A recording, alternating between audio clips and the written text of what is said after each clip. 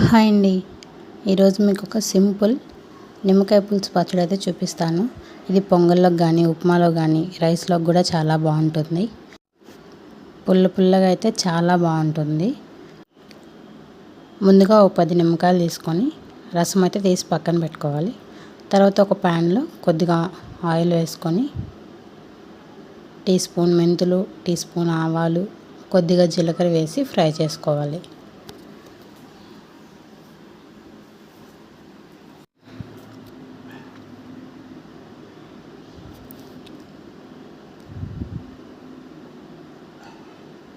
Fry అయిన తర్వాత mixie జార్లో అయితే తీసుకోవాలి.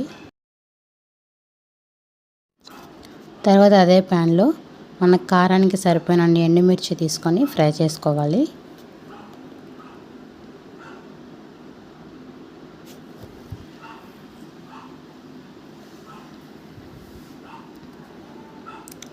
అవి కూడా ఫ్రై అయిన తర్వాత అవి కూడా మిక్సీ జార్లో తీసుకొని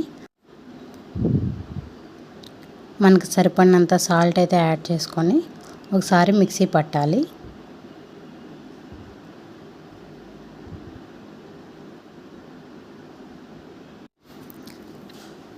తర్వాత కొద్దిగా నిమ్మరసం యాడ్ చేసుకొని మళ్ళీ ఒకసారి మిక్సీ పట్టుకోవాలి. మిక్సీ పట్టిన తర్వాత మిగతా నిమ్మరసం కూడా యాడ్ చేసుకొని పోపు పట్టుకున్నామంటే చాలా టేస్టీగా ఉండే నిమ్మ పులుసు పచ్చడి అయితే రెడీ అయిపోతుందండి. వీడియో నచ్చితే లైక్ చేయండి, ఛానల్ సబ్స్క్రైబ్ చేసుకోండి. Thank you for watching.